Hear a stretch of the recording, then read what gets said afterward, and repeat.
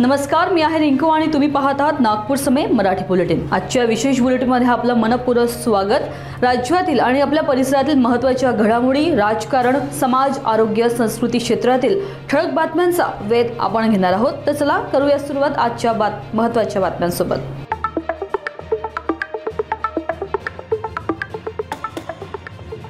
भारतीय जनता पार्टीच्या संघटन पर्व 2025 अंतर्गत नागपूर ग्रामीण काटोल जिल्हा भाजपची नवी जम्बो कार्यकारिणी जाहीर करण्यात आली आहे। या कार्यकारिणीत युवकांसह सर्व समाज घटकांना प्रतिनिधित्व देण्यावर भर देण्यात आला आहे। प्रदेश भाजपने संघटनात्मक बदल करत नागपूर ग्रामीण जिल्ह्याचे 2 भागांमध्ये विभाजन केले असून नव्या नागपूर ग्रामीण काटोल जिल्ह्यात काटोल, सावनेर आणि हिंगणा या विधानसभा मतदारसंघाचा समावेश आहे। जाहिरापूर्वी सदस्यता अभियान, सक्रिय सदस्य अभियान, बूथ समित्यांचा गठन आणि 16 मंडळ अध्यक्षांची निवड या सर्व प्रक्रिया लोकशाही पद्धतीने पूर्ण करण्यात आल्या। प्रदेश नेतृत्वाशी चर्चा केल्यानंतर मनोहर शंकरराव कुंभारे यांची नागपूर ग्रामीण काटोल जिल्हाध्यक्ष म्हणून नियुक्ती करण्यात आली। केंद्रीय परिवहन मंत्री नितीन गडकरी, मुख्यमंत्री देवेंद्र फडणवीस, महसूल मंत्री चंद्रशेखर बावनकुळे आणि अन्य वरिष्ठ नेत्यांच्या मार्गदर्शनाखाली जिल्हाध्यक्ष कुंभारे यांनी सर्व समाज घटकांना समाविष्ट करत नवी जम्बो कार्यकारिणीची घोषणा केली आहे।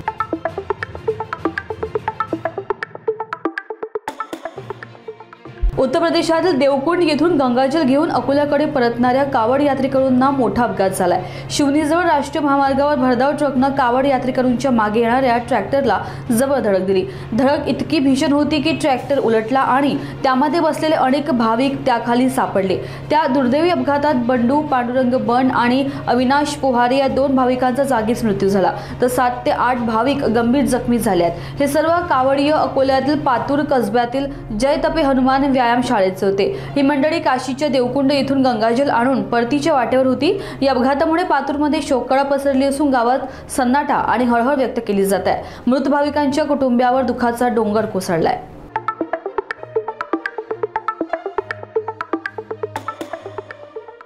शरणू हांडे प्रकरणावरून महाराष्ट्राच्या राजकारणात मोठा गोंधळ सुरू झालाय। भाजप आमदार गोपीचंद पडळकर यांनी राष्ट्रवादी काँग्रेसचे आमदार रोहित पवार यांच्यावर गंभीर आरोप केल्यानंतर आता रोहित पवारांनीही पलटवार केलाय। आपल्यावर लावण्यात आलेले आरोप फेटाळून लावत रोहित पवार म्हणाले की मी सरकारच्या विरोधात बोलतो, म्हणूनच माझा आवाज दाबण्याचा प्रयत्न केला जात आहे।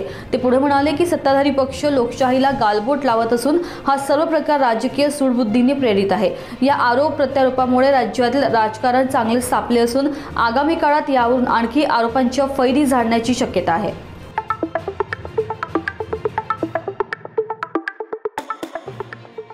शिर्डीमध्ये साईबाबांच्या समाधीचे दर्शन घेण्यासाठी आलेल्या साई भक्त रघु सुंदरम यांचा साई संस्थानतर्फे विशेष सत्कार करण्यात आला। संस्थानचे मुख्य कार्यकारी अधिकारी गौरक्ष गाडलकर यांच्या हस्ते त्यांना सन्मानित करण्यात आले।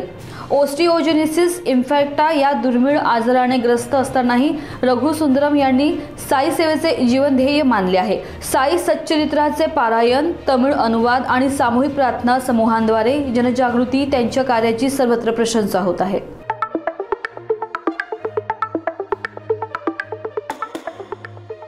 तर आजच्या मराठी बुलेटिनमध्ये इतकंच। महाराष्ट्रातील प्रत्येक महत्त्वाची आणि विश्वसनीय बातमी सर्वात आधी जाणून घेण्यासाठी जोडलेले रहा नागपूर समय सोबत। बघा, जागरूक रहा, कारण इथेच मिळतात सर्वात अचूक बातम्या। सर्वात योग्य वेळी आपली आणि आपल्या कुटुंबाची काळजी घ्या। नमस्कार।